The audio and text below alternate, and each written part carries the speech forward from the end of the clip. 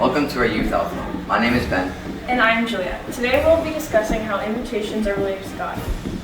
We'll be asking questions, giving testimonies, and performing skits to help you understand Jesus' intentions.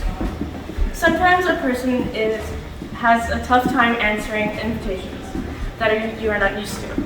Sometimes bringing a friend to an environment helps.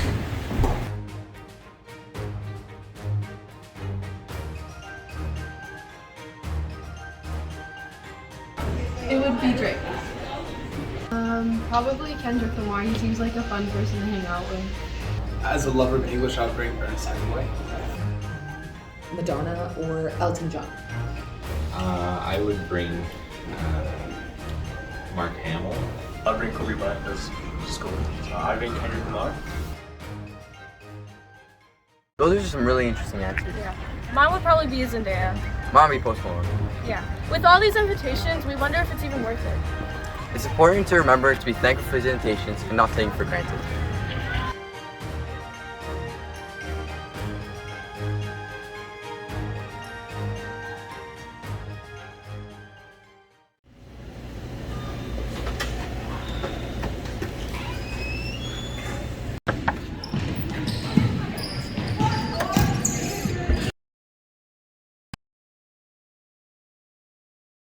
All those invited, behold, the feast is ready. The calves are fattened and everything is ready. Go. The next day.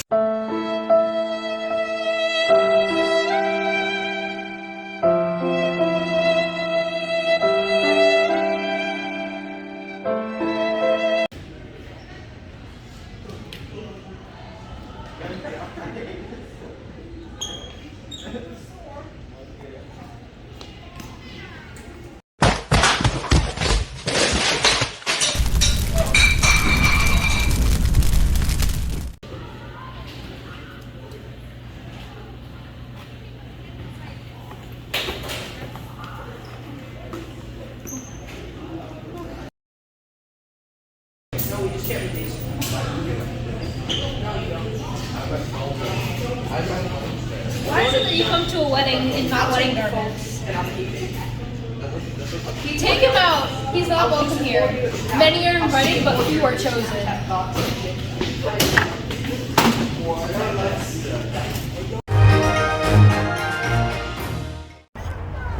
The parable of the wedding feast is a great example on how to live out our faith. It also shows us how to follow God. Exactly. If we don't follow God in His way, how are we supposed to be with Him? It's like the people that didn't follow the dress code. Yeah. It's not easy being Catholic. If you want an easy life, being Catholic's probably not for you. And it means sacrifices. And sacrifice means there's going to be a lot of struggles. But it's worth it. It's like the writer William Berkeley put it. Jesus did not come to the world to make it easy, but to make people great. God wants us to live our lives to something special, displaying the moral likeness of Christ. We may not know the sort of people God wants us to be, or the sort of people we are to become, but we do know that we are called to do it for Him. Or how we know if it's not something we're going to regret.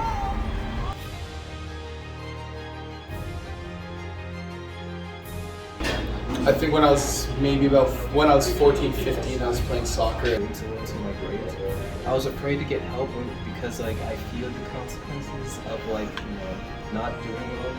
So when I was in grade 12 and I had to decide what was going to happen with my life after graduation, I didn't know what to go into. I was playing soccer and I was on a breakaway. It was just me and the keeper, and I was about to shoot, but then I was scared and I didn't shoot. Now that I look back at it, I should have probably shot. And I was about 10. I dropped something on the floor and I just didn't pick it up because I was lazy, and I blamed my brother for it, and he got in trouble, and I never got it. He got a lot of trouble for it because he started to lie when I did it and didn't do anything, and I got off scot-free. So yeah. In my life, I've told myself that I've had a lot of moments where I felt scared or hesitant to do anything. But over time, I've learned that my mistakes and wrong decisions make me the way I am. So I wouldn't go back and change a thing. Well, there was this one time I was considering going to the dance, but I was hesitant because I thought it was going to be boring. But one of my friends went. They all said it was really cool. So if I would go back in time, I would change that decision. Coming back to our conversation before, how do we know when Jesus is calling us? God calls us each and every one of us differently, so there is no definite answer. But God will sometimes speak through us, giving us strong desires to do something. In Philippians 2, verse 13, St. Paul says that for it is God who works in you to will and to act in order to fulfill his good purposes. In other words, if God calls you to do something, he will first give you the desire to do it, if you yield yourself to him. Now, obviously, in the whole area of being led by the Spirit, we can make mistakes. Certainly, I've made mistakes. But because it's not that simple. In the Bible, it is full of people hearing God through prophecy, dreams, and visions, angels, and even hearing audible voice. It's pretty tricky stuff. Guidance is a very difficult thing to get right. And even when you're able to figure out God is actually calling you, how do you even answer him?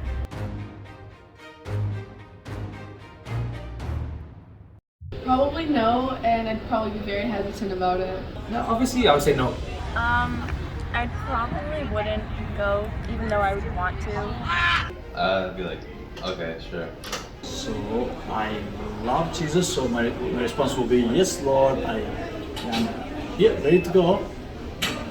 Wherever you want to go, I follow. Yes, I would want to drop everything and say, you know, what is it that you want me to do? God has given us all consciousness, but God has also given us minds to think and to reason. And God's promises of guidance are not given to save us the problem of thinking. In fact, thinking and God guiding us often go together. Timothy 2 verse 7 says this, think over what I say, and the Lord will give you understanding in everything. In the big decisions and small, our common sense is very important. Sometimes people say, look, I've become a Christian. Should I leave my family or my job? You don't just automatically leave your job or family. You should stay where you are until God calls us into something different. God doesn't call us out on things as much as he calls out into things. An example of someone being called by God and still being surrounded by things she loves is Georgia, who is here to share her story with us. Hello, my name is Georgia Tuck. I'm 14 years old and I'm the eldest in a family of 5. I have 2 younger twin brothers who are 12 and 2 loving parents. I wasn't raised a Catholic and never went to Mass. But let's go back to the very beginning of my story. My Nana was raised as a Catholic and attempted to raise her children in faith alongside her husband, my grandpa. Everything was going well until my grandpa was diagnosed with brain cancer. He later passed away and my Nana got angry with God and stopped practicing her faith. She continued to stay angry until one day when she was kayaking, a horrible storm began. And for the first time in years, she prayed to God, saying if he kept her safe during the storm and she made it out unharmed, she would come back to her faith. Thankfully, my Nana made it out without a scratch and began to go to church and practice her faith again. At this point, her 5 children, including my mom, were either teenagers or young adults and didn't want to go back to the faith with her. And my mom and her siblings rarely practiced their faith. My mom continued throughout her life and married my dad, who is a great guy but isn't a Catholic. My parents decided not to raise me as a Catholic, and in August 2012, I was registered and ready for kindergarten at Wondershare Elementary School. It was in late August, almost time for me to begin kindergarten, when my Nana and my mom's childhood best friend convinced my mom to register me at St. Patrick's Elementary School. I started school and began to attend Sunday Mass a few times a month with my Nana. As time went on, my Nana and I went to Mass every week. Originally, I would go because my Nana would buy me Dairy Queen after, but I started to enjoy it. I was in grade 2 when I decided I wanted to get baptized and become a Catholic. I then received my first reconciliation and first communion along with the rest of my classmates. After my baptism, my mom started to attend Mass with me and my Nana, and later my brothers too. By the time my brothers were in grade 2, they decided to become baptized as well. They also received reconciliation and communion with their classmates. Because I was a child, my faith was pretty mid. I wasn't the greatest Catholic, but I also wasn't the worst. I continued to practice my faith pretty regularly for 4 years without thinking much of it. It wasn't until the summer of 2019 that I finally realized what faith was truly about. I was attending summer camp at Timberline Ranch with my best friend at the time, and there was a guest speaker who came to talk to the girls attending camp a few times. The speaker explained what it truly meant to be Christian. She spoke about Christianity in a way we could understand and inspired me to become a better person. At the time, I was not the greatest older sister. I was kind of a bully. But after listening to the speaker, I decided to become a better person, not only for the people around me, but for myself as well. Since then, I've led a much happier life than before and become a better Catholic and just a better person in general. Thank you, Georgia, for sharing your amazing experience with us. Yes, it really shows how God calls each and every one of us differently. And it doesn't mean that you have to give up everything you love for God. So the next time you feel called by God to do something, make sure to remember it.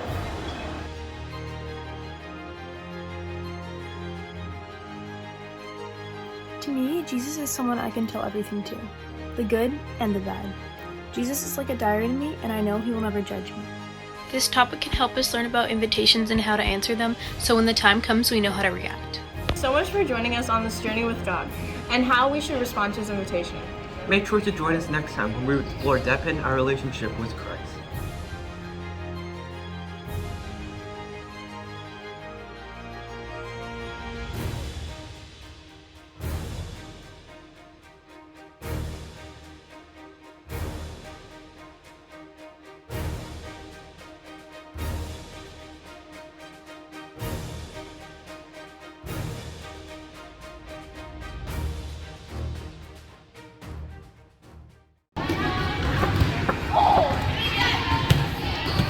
Mine would be Isaiah. Mine would be Post Malone. Georgia, you're afraid. Scared or hesitant to do something? Okay, Okay, stop. the world to make